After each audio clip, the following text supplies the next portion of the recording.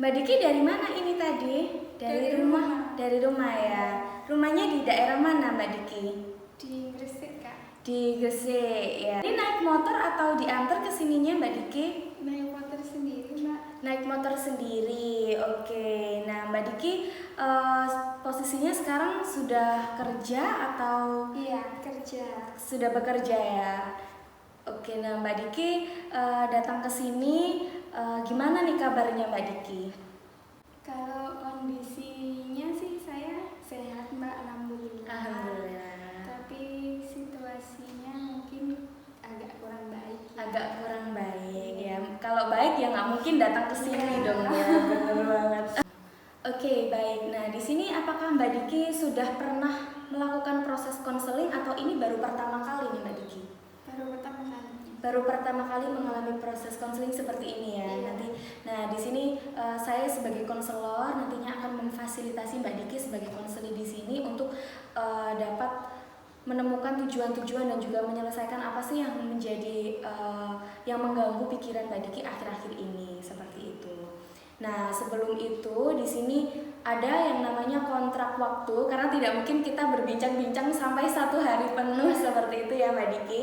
Maka di sini nanti adanya kontrak waktu perlu biasanya 1 kali pertemuan konseling ini dilakukan 30 sampai 45 menit. Nah, apakah di sini Mbak Diki setuju dengan berapa menit kita proses konseling?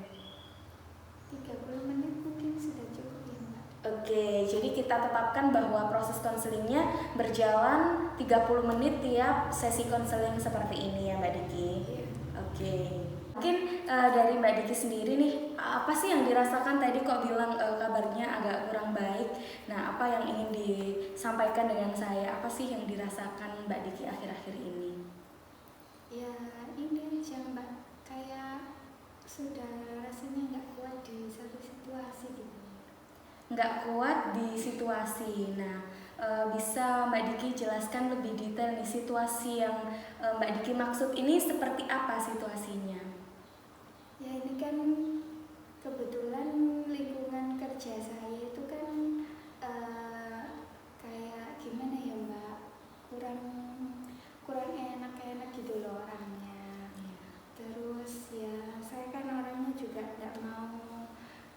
sebenarnya nggak mau punya ada masalah dengan orang lain gitu. Jadi sebisa mungkin saya bersikap baik dengan semua orang sehingga nggak ada orang yang nggak enak-enakan gitu loh sama saya. Cuman akhir-akhir ini saya merasa kok kayaknya saya ini kurang gimana ya, Mbak, agak kurang dihargai begitu loh. Jadi kayak ya sebaik apapun yang saya lakukan, feedbacknya terhadap saya itu Kurang baik. Kurang, iya. Oke. Gitu. Jadi situasinya di sini Mbak Diki di tempat kerja seperti itu ya. Iya. Kerjanya di perusahaan di Surabaya atau di Gresik Iya, juga? perusahaan saya sih di Surabaya. Di Surabaya. Iya, tapi cuman saya mungkin sesekali itu pulang. Oke, nah jadi bermasalahnya itu agak kurang nyamannya dengan teman-teman SDM yang ada di lingkungan kerja tersebut. Iya. Oke, nah tadi Mbak Diki bilang saya tuh nggak pengen punya masalah sama orang lain. Jadi Mbak Diki berbuat baik seperti itu ya kepada teman-teman Mbak Diki. Nah, feedbacknya yang tadi Mbak Diki bilang kurang baik ini seperti apa sih yang Mbak Diki alami atau yang Mbak Diki rasakan dari teman-teman kerja Mbak Diki? Ya, gimana ya, Mbak? Contohnya ya mungkin gini, saya kan semua karyawan itu kan punya job desk masing-masing. Iya. Kemudian ya sebisa mungkin kalau saya bisa bantu pekerjaan teman saya ya saya akan bantu gitu. Tapi semakin kesini kok semakin kayak kurang menghargai gitu loh. Jadi kayak misalkan ada satu pekerjaan baru yang ini sebenarnya belum dihandle sama siapapun gitu ya, dan tidak ada penunjukan khusus juga dari atasan. Nah, itu selalu dilimpahkan ke saya. Jadi seakan-akan ya saya ini orang yang mau melakukan apa aja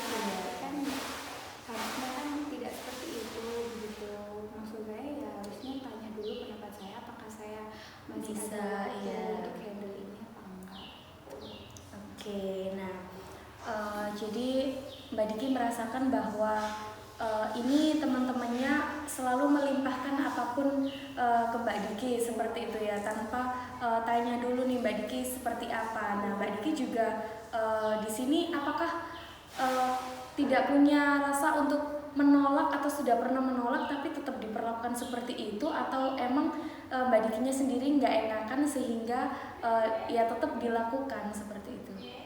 Itu aja sih Mbak, kan saya orangnya juga nggak pengen apa rame begitu ya. Kebetulan saya di situ juga kan bukan senior, jadi ya saya sih nggak nolak gitu. Jadi apapun yang mereka minta ke saya ya sebisa mungkin saya kerjakan gitu.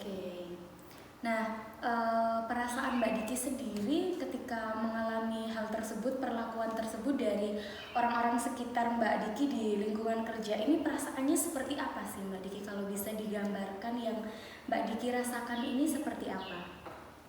Ya, saya kayak merasa kurang dihargai gitu loh Kak. Jadi semisal gini ya Mbak ya,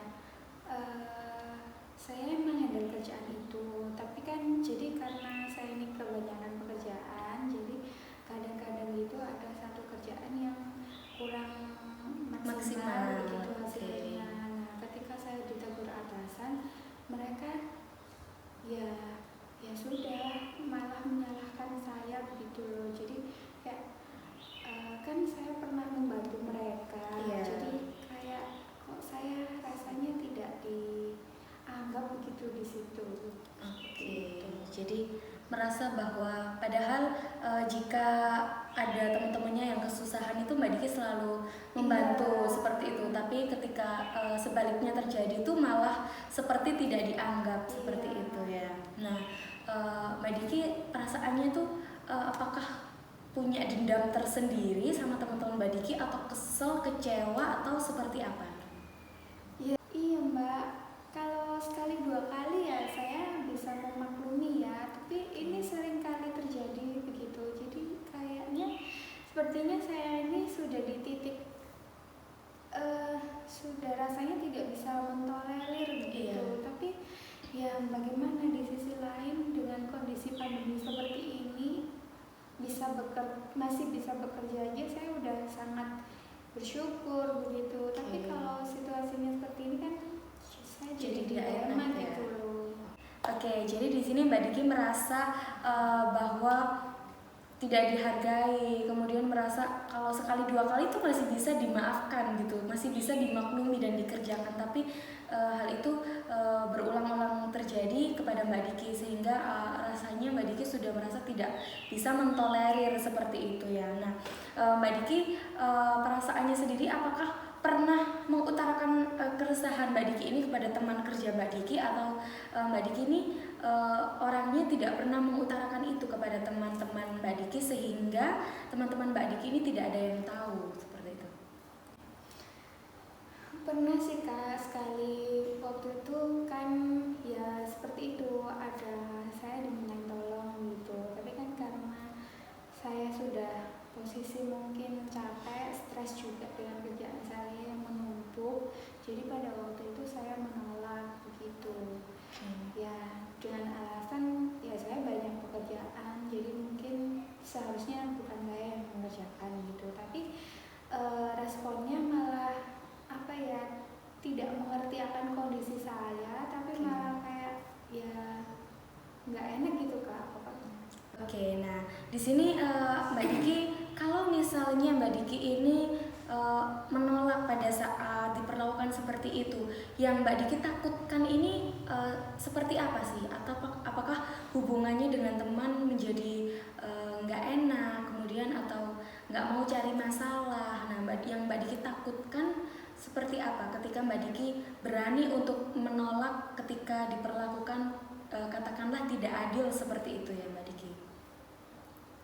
Ya itu sih Kak, jadi kan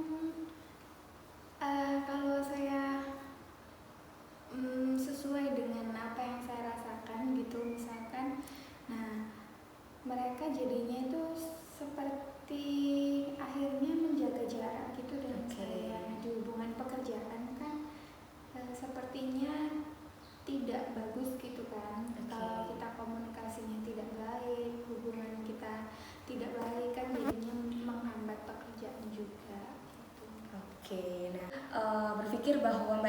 harus berperilaku baik kepada teman-teman kerja Mbak Diki supaya tidak terjadi masalah, kemudian komunikasinya juga lancar dan tidak ada jaga jarak. Maka Mbak Diki itu harus melakukan hal-hal yang sebisa mungkin tidak menimbulkan masalah dengan teman-teman Mbak Diki, seperti itu ya Mbak Diki. Nah, padahal di sini ketika Mbak Diki mencoba untuk berusaha bisa menolak, kemudian ngomong apa yang dirasakan Mbak Diki, nah mungkin ada sebagian teman-teman Mbak Diki yang bisa mengerti akan hal itu. Nah, dalam konteks pekerjaan kan kita tidak bisa memaksa bahwa seluruh SDM di satu pekerjaan itu menyukai Mbak Diki kan.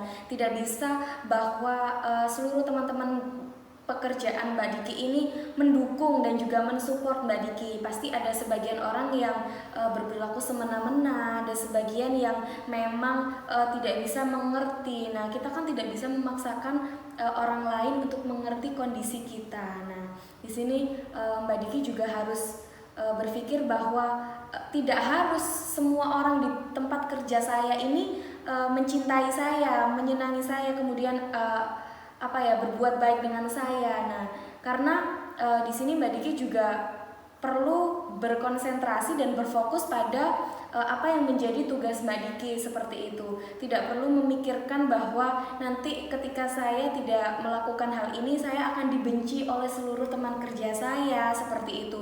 Jadi tidak harus kan di sini Mbak Diki orang lain, semua orang di tempat kerja Mbak Diki ini berbuat baik kepada Mbak Diki, seperti itu. Iya sih Mbak, tapi saya itu tipe orang yang pemikir gitu loh. Jadi kayak semisal kalau ada orang yang nggak enakan sama saya tuh biasanya kepikiran gitu loh, meskipun 1-2 orang gitu. Saya tuh kayak nggak bisa tenang gitu loh Mbak kalau ada musuh di kantor gitu. Nah, saya tuh takut kan ada ketakutan tersendiri ketika orang itu nanti tidak baik terhadap saya, dia mempengaruhi yang lain gitu. Oke, nah apakah di sini ketika Mbak Diki memikirkan nantinya ketika saya dibenci oleh 1-2 orang, orang lain ini akan mempengaruhi. Nah, adakah bukti bahwa Mbak Diki ini mengetahui kalau orang-orang di sini akan mempengaruhi yang lain ketika benci dengan Mbak Diki? Tidak kan di sini? Iya. Nah, di sini jadi Mbak Diki tidak harus memikirkan hal-hal yang kenyataannya tidak seperti itu. Nah, maka di sini akan ada orang yang tidak mencintai dan juga tidak baik dengan kita, tapi ketika kita masih bisa hidup dengan nyaman tanpa memikirkan itu, maka seharusnya hal itu bisa menjadi ngomong apa sih?